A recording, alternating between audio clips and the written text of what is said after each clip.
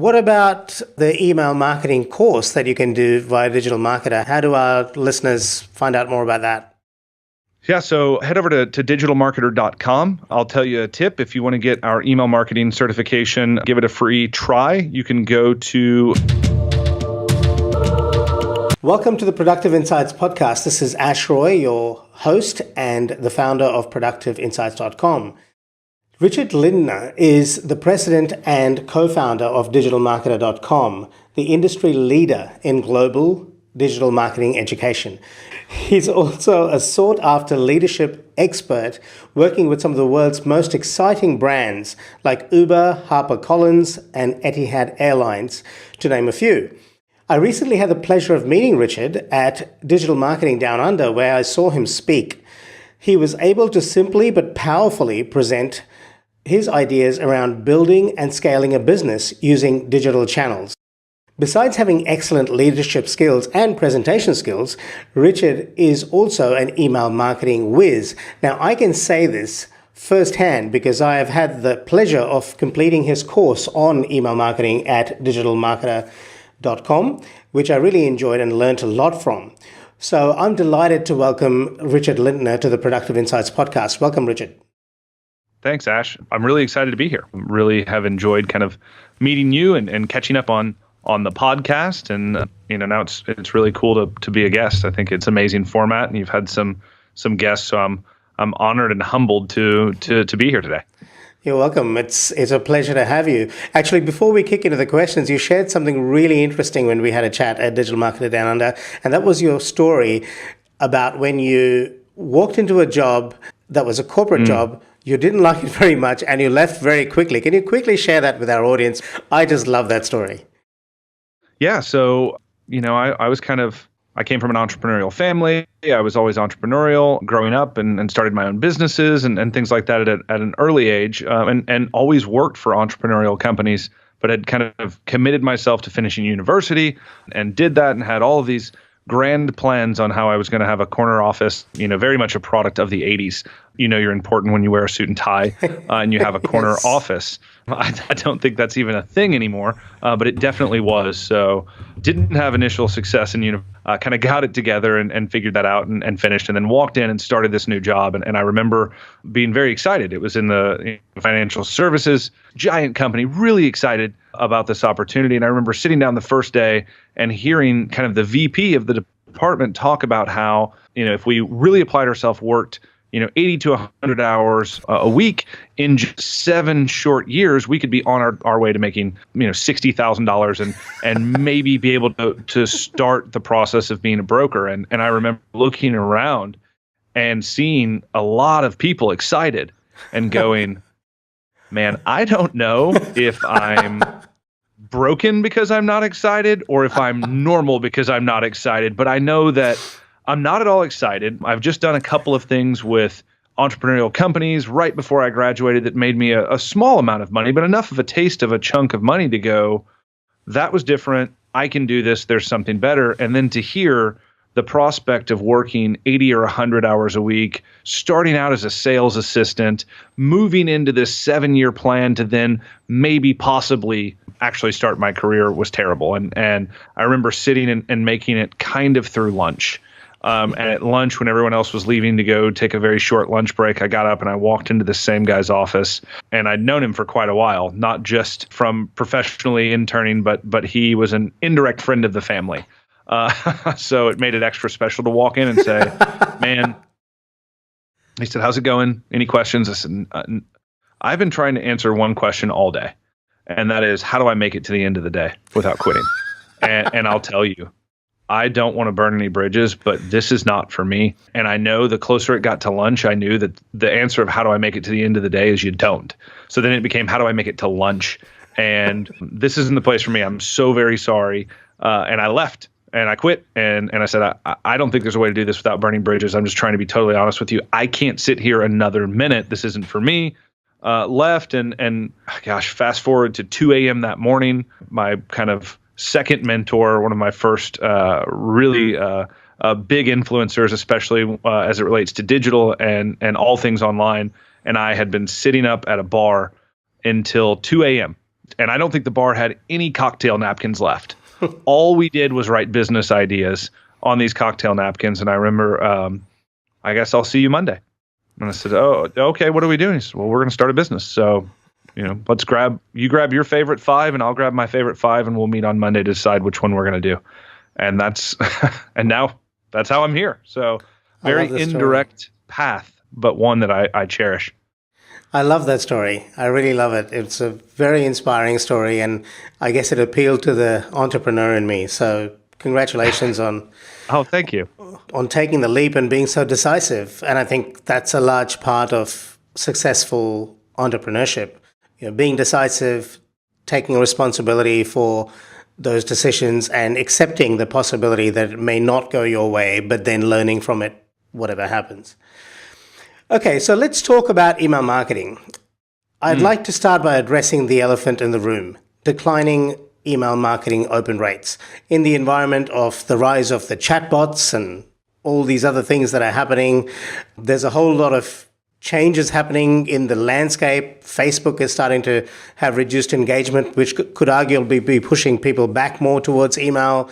But then you've got the chatbots happening, which is taking people away potentially from email. We're seeing some reduction in deliverability rates. Could you share your thoughts on this? Yeah, there's no doubt that overall email open rates and click-through rates are declining when you're still kind of focused on email as it was 3 to 5 years ago. But I'll ask a question because it's funny. If you listen to the newest technology, email marketing has died once a year for about the past 5 years. And there continues to just be a different murderer that's guilty.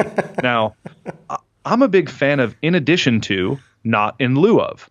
And if you think about Facebook, for example, Facebook was a great example. You as a user of Facebook, when they want to communicate with you, how do they do it? They actually send to you. Yeah. When Twitter wants to communicate with its member, how does it do it? It sends you an email. When LinkedIn wants to communicate with its members, it sends them an email. Email continues to be the way to communicate with your engaged members. Now, engaged being the key metric there. The number one contributing factor to email deliverability is engagement. It trumps everything. The problem is email marketers or just marketers that use email as one of the ways they promote their product or service or talk to their members are continuing to resist email list hygiene, continuing to resist not measuring the size of their list, but measuring the effectiveness. So it's kind of a chicken egg scenario. When you have an unengaged email list and you continue to email them, then it actually causes your engaged people to receive less of your emails. Beautifully put. Right? The key to winning an email now is to focus on engagement and to know when a user becomes or a reader becomes unengaged and to trigger a specific campaign with the whole goal of re-engagement. And here's the kicker. If they do not re-engage, you stop talking to them. Yes.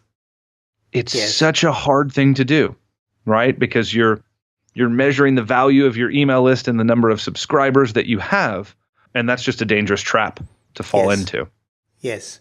Just to go a bit further into what you said in terms of list hygiene for our listeners, if you're not familiar with list hygiene, it's basically the process of regularly clearing out people from your list who have not engaged. So people who have never opened an email or not opened an email in the last 6 months, whatever you decide is the criteria for engagement, you take them off your list because the email providers tend to measure the open rates and engagement rates of your emails that you're sending out and then decide on how well that email is delivered. I believe Google is in on this as well. Is that correct? Yeah, absolutely. So you nailed it. So here's typically what happens.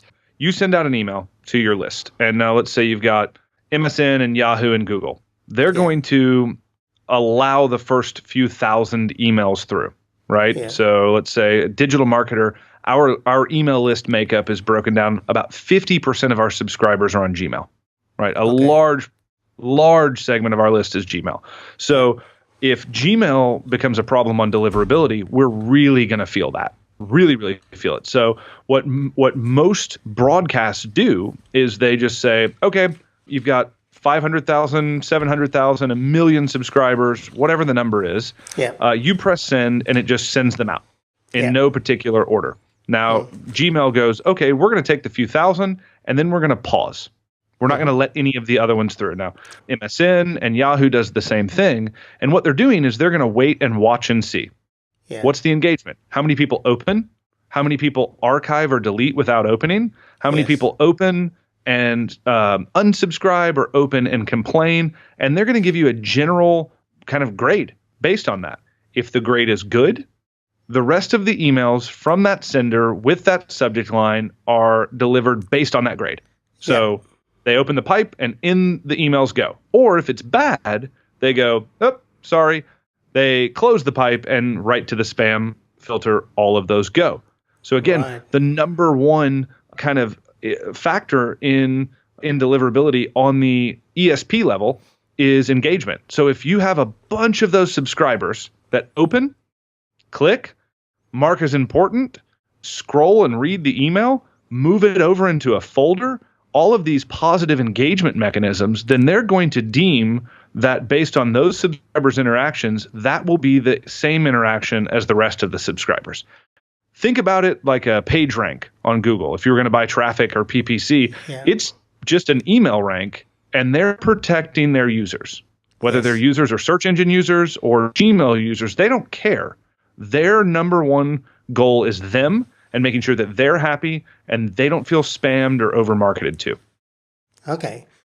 What would you say is the optimum frequency at which you should be sending emails to your list? Yeah, so that depends. It depends on the level of engagement. I think everyone kind of has to figure that out for themselves. You email too infrequently, and then every time you email, people go, Who is that this? again? I don't remember signing up for this. What? And you search your inbox, you're like, I haven't heard from you in a month. I don't even remember this. Bye. You email too frequently, and bye. So you have to kind of figure that out through trial and error. I think the appropriate kind of question is, how are you adding value? Like, how often are you delivering ungated value or engagement or entertainment? And then we like to determine frequency by level of engagement. So the more you consume, the more emails we send. When you stop consuming, then you're obviously not interested. So we're, I guess, ascribing intent to your engagement based on the interest of the topic. Okay. I really like what Andre Chaperon does, and I interviewed him in episode 140, where he uses a tagging strategy to gauge what specific topics you're interested in, and then he flicks you off into these loops or sub-loops, like the branches of a tree almost. If you click on something around productivity, for example, you'll get more emails about productivity, and that way he stays relevant in your inbox and increases engagement. So that seems to be quite a good approach too. Yeah, so we call it engagement-based segmentation. So if I send a newsletter out and that newsletter has maybe 3 articles and you only click one, then we're going to kind of do a similar thing, right? We're going to assume that if it was, so we don't do productivity, but let's say it was Facebook ads, right? Then we're going to assume that right now, because out of 3 to 5 options, that's the one you chose. Right. So engagement-based segmentation means you engaged with content about this. So we're going to move you over into a segmentation list, and we're going to start talking to you about this more and more. Now, I think it's a similar strategy. We call them different things. We trigger them differently. But I'll tell you, I've been learning from and reading Andre's material forever. I thought Autoresponder Madness was amazing. I fell in love with soap opera series. He is just absolutely brilliant, not only in email, but in writing, right? In just, persuasive writing and engaging writing, opening loops. So I'm a big fan on staying relevant. I think if you talk to people about what they're interested in, they're obviously going to be more engaged. The goal is, how do you find out what your people are interested in? I mean, obviously, digital marketing is a giant kind of category, and there are so many subcategories. It's our job to figure out, what is Ash interested in based on how he interacts either with our site or with our newsletter, and then we need to make sure that we stay relevant based on his interest, his needs right now, today, and for that reason, I think the way that Andre is doing it's absolutely brilliant. Okay, so that segues really well into the next thing I wanted to ask you about, and that is measurement and tracking. Any suggestions on how you measure this engagement and how you track it and use some kind of a feedback mechanism within your standard operating procedures or your business to consistently improve your deliverability? And as importantly, if not more importantly, how do you delegate that to your team?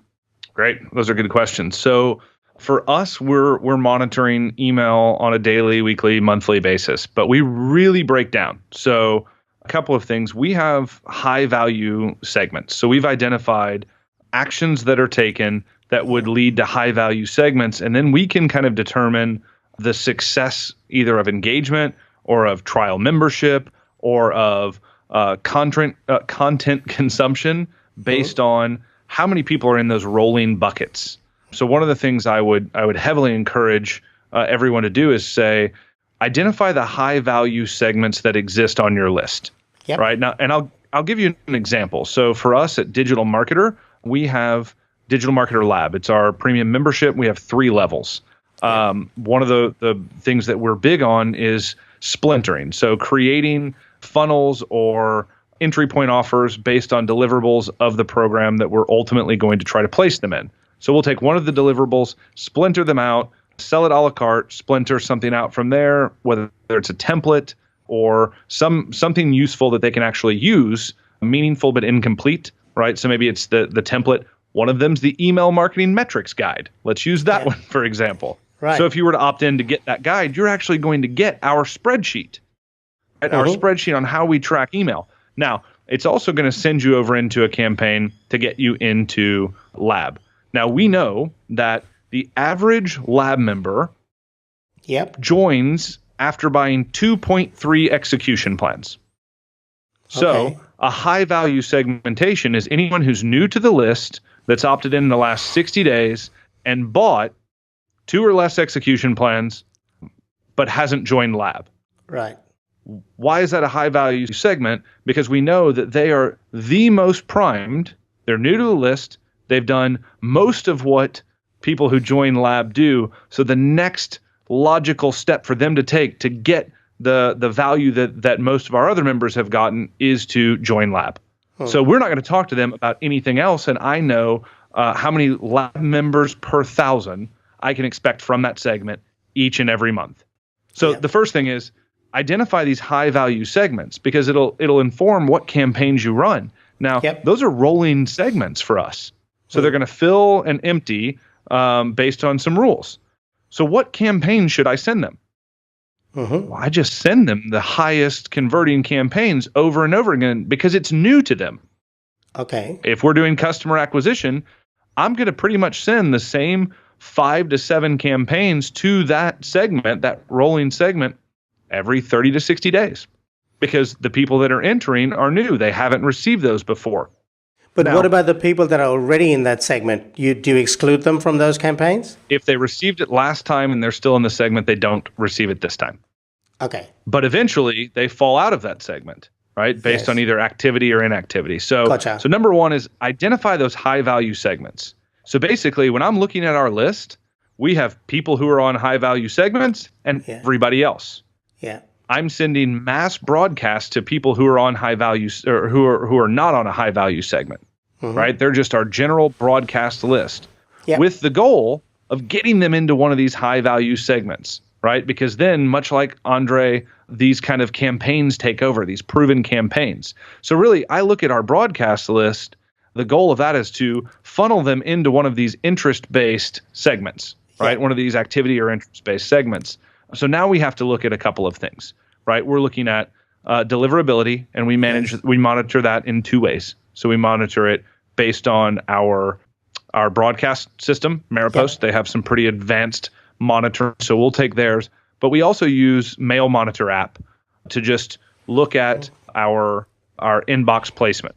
Now, for us, we also decided to get Return Path certified, which is it's based on volume, but it can be it can be pretty expensive, really anywhere from probably $10,000 to $50,000 a year to maintain Return Path certification based on volume.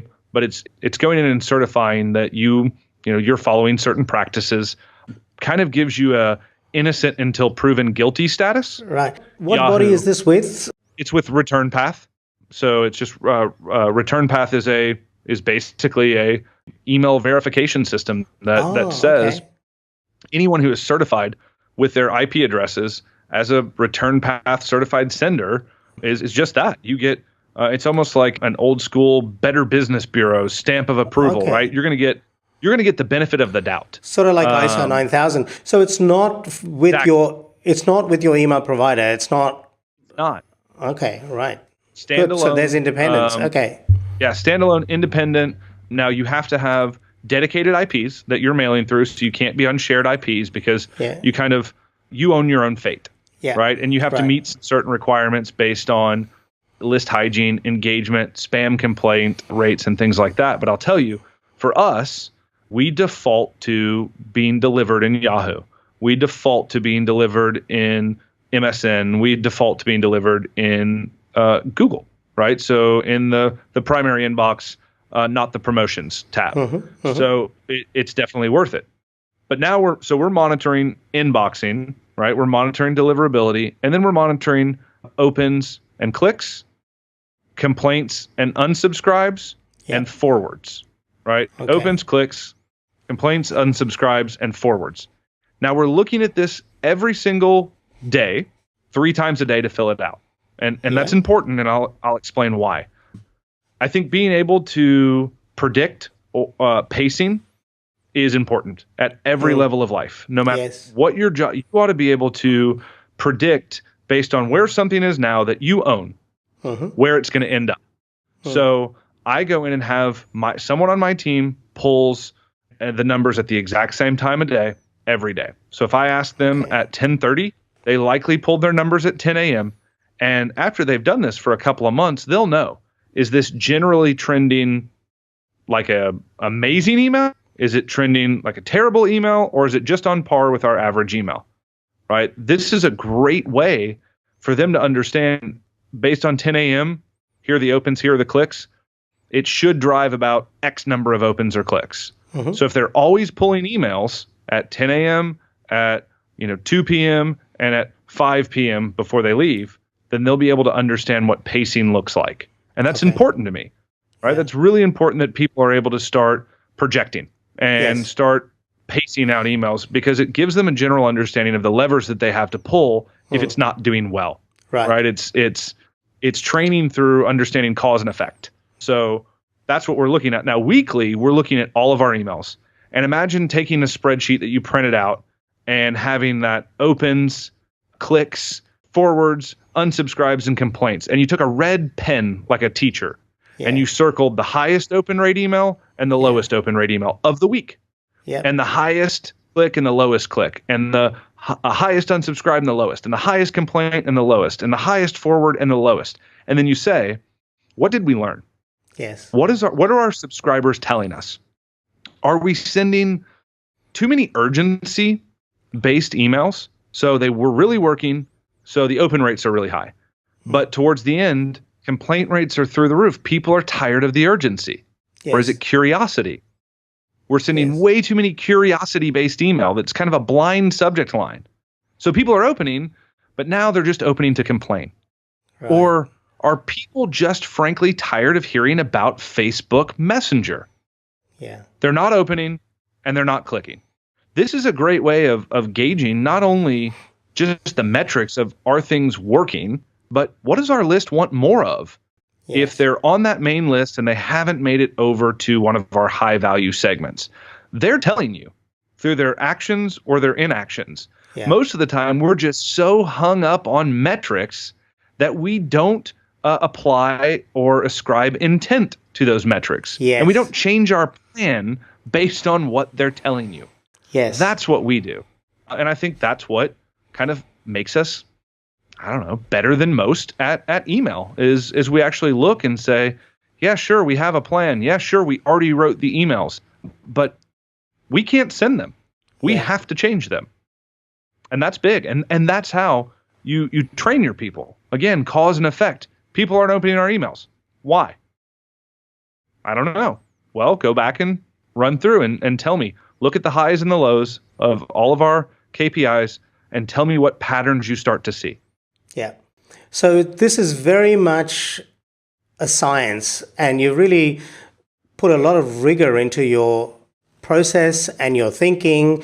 The things that jumped out at me were, one, you have to have a hypothesis, which comes back to the testing module I did with Digital Marketer. You have to have a hypothesis around what you expect to happen, because if you don't have the hypothesis, then you're not going to be able to form an opinion on whether or not your expectation was met. So you have to form a hypothesis around, okay, when I send this particular email, this is the reaction I'm expecting to get. But if I don't get it, I can now say, well, why didn't I get that reaction? And that takes you to intent.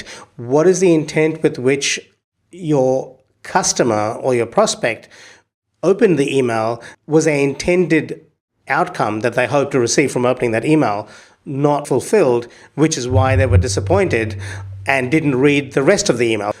And you can assess that by seeing whether they've clicked on links towards the end of the email and so on and so forth. So there's a lot of testing, hypothesizing, and then forming conclusions, and then feeding that back into your email marketing. So it's a test and learn, test and learn, test and learn approach. Absolutely. Yeah, it's the scientific method. I mean, you hit it right on the head. If you just start your email, kind of, if your goal for email is to, do better, right? Or to drive as many clicks as possible, or to drive as many opens as possible, that vague goal will likely result in you driving less clicks or less opens than you ever have before. We believe that if we do this, this will happen. And then do it. And then every time you look at it, cherish failure. Cherish failure so much more than success, because rarely do we learn a lesson from success. Yes. If we go and try something new and everything we do, we win and succeed, and we've learned nothing, only that it typically works out. So what happens when it doesn't? Yes. We freeze. Yes. We live in it too long. But if every time we fail, and failure is forming a hypothesis, doing what you said you would do, and failing to hit the desired end result or outcome, and then going back and saying, why? What assumptions did I make that were incorrect, and how do I better form a hypothesis next time based on what I learned this time? I mean, that's just in anything you do, especially email. That's how you start to really engage and develop talent at any position in your company, is you start to teach them the goal. Yes. It's the difference between transformational leadership and transactional leadership. Right. Are you telling them the goal, telling them how the goal is measured, and then allowing them to live and try things within that to see, are they able to just achieve the goal, or are you telling them what to do and how to do it and how you'll measure it? One of them will make you a great manager, and you'll be able to manage people and processes at whatever skill level they're at and you're at. Yes. The other one will make you a great leader of people and developer of talent. Yes. People will be able to do things that you would have never thought of, and ideas will birth from the process so much bigger than yourself. And you've just beautifully explained how we can train our team to think in a certain way so as to build that skill, that core competency within the business of not just email marketing successfully, but also of testing and learning, which in my opinion is invaluable in business today. And that is adaptability based on data that is coming back at you. This is perhaps the analyst in me, because I used to work as a financial and strategic analyst in the corporate world before this. But being able to read the numbers and read the story behind the numbers, more importantly, and be able to adapt on the fly is where there's so much fun, excitement, development, and iterative capability. Yeah. I'll tell you, if you give people a checklist, they'll do it. Yeah. But if you tell people, here's the way we've done it in the past, or here's the current process, but here's the goal. Yeah. They'll do it, and if something doesn't go wrong, or if something doesn't go right, if something does go wrong, if it doesn't go according to plan, Yes. They'll be able to use instinct to correct because they understand the goal. Yeah. If you only give them the checklist, and I love checklists, I love documented processes, but I love documented processes when people understand the intent or the reason or the goal of that process, and they have freedom and they understand how to think and go, okay, I did all the things in the list and it should have received a ton of opens and a ton of clicks, but it didn't. So that was the goal. That was to get this segment of the list to raise their hand, to open the email, to click the email, or to reply to the email, or whatever it was. It didn't work, but since I understand the goal, I can make suggestions. I can bring suggestions on fixing it instead of just bringing problems. And I think that's big, right? That's again, is it a checklist mentality, meaning I gauge my worth in my job based on completing this checklist, results be damned? Or do I take some ownership of the desired end result and I start to grow and I start to search and I start to use my brain and instincts and intellect to come up with creative ways to solve this problem? Or I just go, that didn't work, but I followed the checklist. Yeah. So we're big on empowering through knowledge and process. This conversation has become so much more valuable because we've talked about so much more than email marketing. We've talked about leadership, which is something that you're very good at as well, clearly from this conversation. Okay, so let's talk about action steps. So to me, the biggest action steps from this conversation are get an understanding of what engagement means within your email marketing ecosystem, identify the high value segments, and then engage with those high value segments by sending them splinter content, which probably is bits and pieces of the larger piece of content that you want to sell to them, and see how they respond to that and use those as breadcrumbs, if you like, trying to lead them to the promised land. And if they do continue to engage with those splinters, then make them an offer and your chances of them converting on that offer are greater. If they don't engage with that content, then you need to have a process where you remove them off that particular segment. And over time, if they don't engage with any of your emails, you need to say bye-bye to them, which is difficult, but it's just like pruning a rose bush. If you don't do the pruning, you are going to end up with a poor quality result overall. So you got to kill your darlings, and you must ensure that a high proportion of your emails are clicked on and read. Now, in an environment that is particularly noisy, this is even more important, not less. The other important insight for me was learning from failures. I don't believe in failing for failing's sake, but I do believe that failures can be very instructive. You can learn a lot from them if you ask why. Why did this not work? And an important part of learning from failures is to have a hypothesis around what you expect to happen before you actually execute. So if it doesn't happen the way you planned, which in other words is failure, then you say, okay, so why didn't this happen? And in fact, it's a very healthy way to look at what we typically call failure. In our culture, we tend to think of failure as a pejorative term, but if you think of failure as an outcome that did not match the intended hypothesis, then it automatically lends itself to asking, well, why? Why didn't it meet that outcome? And therein lies the learning. This approach is something that you can outsource to your team, and you can teach your team to think in this way. It will improve their skills, and it will also mean that you can focus on more than just your email marketing. Some useful tools that you talked about were the Mail Monitor app, and you also talked about the return part certification, which is pretty expensive, but worth doing if there's good return on investment based on your revenue and profit, and that's something that you would probably know for yourself. Anything else you'd like to add, Richard? Absolutely. So I'm going to give you some quick kind of additions to add to your to-do list. So number one, indoctrinate your subscribers. Yes. So most important thing to do when you get a new subscriber is to fully indoctrinate them into the brand. Now, what does that mean? That means to introduce them to you, and I mean personality. Even if you're a brand, brands can't be void of personality. Like if they are, they're just called uninteresting, right? We don't open emails or text messages or communications from people that aren't interesting. We don't go to dinner and hang out with real people that are uninteresting. Right. And there's some social decorum that says we have to in certain cases.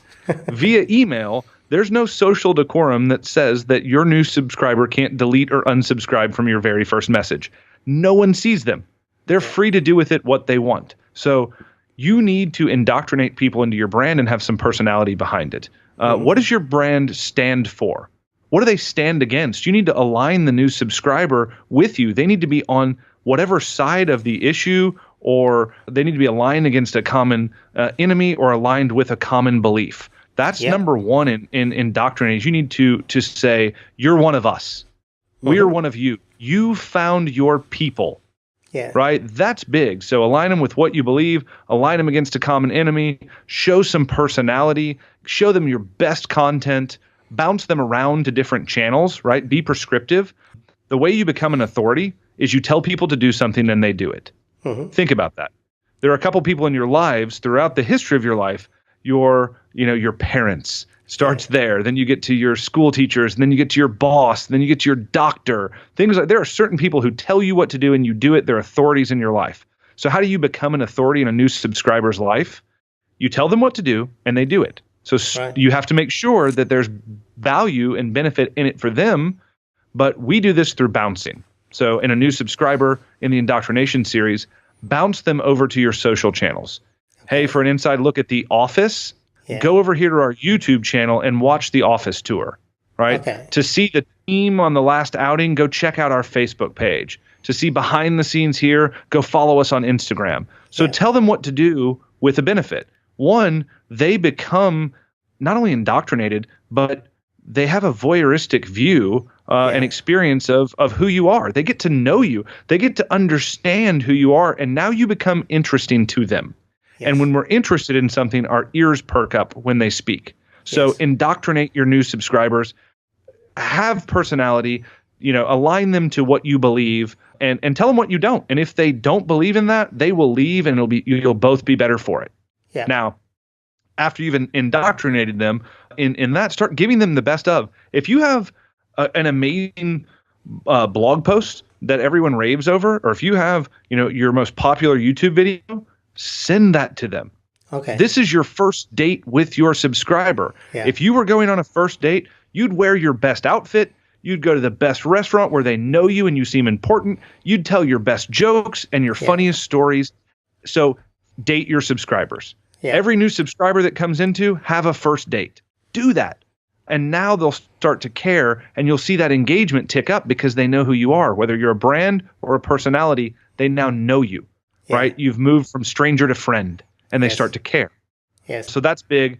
The second one, so if we're indoctrinating and then we're segmenting, the third thing is re-engaging. You said one thing that I just want to make sure that I've clearly articulated. When someone becomes unengaged, it also needs to trigger a new campaign.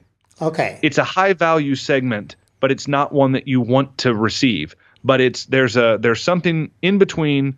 They've become unengaged and you stop emailing them. And that should be a re-engagement campaign. That's a campaign only triggered by whatever inactivity you determine and sent to people with the goal of getting them to open or click an email, because by default, if they've opened or clicked the email, they're re-engaged. So indoctrinate, segment, re-engage. Now here's a trick. It doesn't have to be goodbye forever. Here's something that we started doing a couple of years ago, and it's worked really, really well. At the end of every week, we say, what was our best content email? What was our best promo email? And if we have a breakout email, we take that email, we go to our unengaged list, and we divide it by 7. And we send that best performing email to those previously unengaged people, 70 or a seventh of the list every day for a week. Now, we typically can send enough email that we won't take down our overall engagement by adding those unengaged. But what it'll do is we've now taken content that other people have engaged with over and above the level of normal engagement. So we have social proof that it's better than average content. And we're sending that to people who used to be actively engaged with the brand. Now, what happens if they open or click? They've now re-engaged themselves and they're back out. So this is how goodbye doesn't have to be goodbye forever. Because occasionally we send someone a message and say, hey, Ash, I haven't heard from you in a while. How are you? Yeah. And maybe we haven't talked in a year. But maybe for the next 30 days, we talk 4 times. Right. We've re-engaged our relationship. It happens all the time. Yeah. Don't be afraid to do it with your email subscribers. Okay. That's fantastic. Man, you've just dropped so much valuable content. Thank you so much. Oh, thank you. So any good books you can recommend? Now, there aren't many on email marketing that I've come across, but you've shared some very valuable principles underlying email marketing around engagement and communication and so on. So would you like to suggest some good resources we can check out? Yeah, so email marketing is just marketing, right? It's just marketing, and the who gets what email when is automation, it's segmentation. I mean, we're talking about lever pulling. Now, it's strategy, but really, your emails will perform based on your ability to craft a message that is both engaging and persuasive. So if you're looking at, how do I write better emails? It's how do I write better persuasive copy? How do I become a better copywriter? I love Robert Cialdini, so I would strongly recommend Influence and Persuasion. Those are 2 amazing books that he wrote. I also, one of the things that I have all of my copywriters and I try to read is books in and around storytelling. So storytelling is best done, I believe, by authors and even more by screenplay writers. Yes. So one of my favorite books that I think everyone who's charged with writing emails should read is called Save the Cat. So Save the Cat is about, it's actually a term that screenplay writers use. I won't give it away as to why, but it's a fantastic book in and around how to write screenplays. And I can tell you, if you can motivate people to buy a ticket, get in their car, drive to a movie theater and watch your movie, I bet you if you read the book, it'll increase your email open rates and click-through rates. Wow, that's a fantastic tip. Thank you. And what about the email marketing course that you can do via Digital Marketer? How do our listeners find out more about that? Yeah, so head over to digitalmarketer.com. I'll tell you a tip. If you want to get our email marketing certification, give it a free try. You can go to our memberships and go to Lab Plus. When you take a free 30-day trial of Lab Plus, you'll not only get access to the email marketing mastery course and certification that I created, but 10 other mastery courses and certifications. You can try it out for 30 days for free. You can get certified. There's no restrictions. If you don't like it, cancel. If you do, we hope you'd stay. But there's a way to go check that course out, get certified for free. I promise you can do the course in less than 30 days. So if nothing else, go over, take a try, get certified. I think you'll learn a lot. I did exactly that. I joined the monthly membership for about 2 months. And in those 2 months, I think I did 7 or 8 certifications. So it's definitely doable. And I loved the copywriting module. I got 98% in that, and I got 92% in email marketing. So those are 2 of my favorites. So they're 2 good ones. They're my favorites. So I highly recommend the courses. I highly recommend those courses. They're really good value. There's a lot of information there. You will need to take notes, but they'll be worthwhile because you can keep the notes forever. And you will definitely improve your skills and your knowledge as a marketer. So I highly recommend that. So Richard, how do listeners find out more about you? And is there anything else you'd like to share before we say goodbye? Yeah, come to digitalmarketer.com. That's where all my focus is at. You can either there or come check us out at Traffic and Conversion Summit. We get together once a year with 5,000 or 6,000 of our best friends, and we talk this stuff. We live this stuff for 3 days. So trafficandconversionsummit.com, digitalmarketer.com. And I'll leave you with, I really hope that you take some of the lessons in here that we talked about in application of email marketing and just apply them to something bigger. It'll help in all aspects of your copy. And I love that you pointed out the leadership stuff. I mean, that's what I'm passionate about. You said something that was great. If you can apply this not to just your leadership, or I'm sorry, not just to your email, but other aspects of your life, I'll tell you, if you look today at the things that are both critical and important, the things that only you can do. And you understand that in order for your business to grow, one day, those must be automated processes, either through people or through technology, so that you can do the things that either have already become, but you didn't realize it, or will soon become critical and important. You will adopt a mentality of transformational leadership if your company grows. And that's something that we're passionate about in all aspects of business. The companies that I see they're not just having success, but that are good places to work. Companies that are developing good people that other companies see as valuable, and in some cases are poaching, which is the ultimate kind of compliment. I mean, we had one of our team members recently poached by Facebook, which was both a compliment and and very, very sad at the same time. And painful, I'm sure. It was painful. A lot went into that, but we were so excited for her. And, it doesn't stink to have someone who likes your brand who works at Facebook, I guess. Right. But really, I think the goal there, or the point that I would leave you with, is when you not only document processes and systems, but you invest the time in people to explain why, you give them growth opportunity and free yourself up for more growth opportunity. And that's how both businesses and people grow. Okay, well, Richard, thank you so much for being on the show. And there's so much we talked about. I'd love to have you back on one day. I'd love it. This was so much fun. Ash, thank you so much for the invite and for walking through this. Pleasure.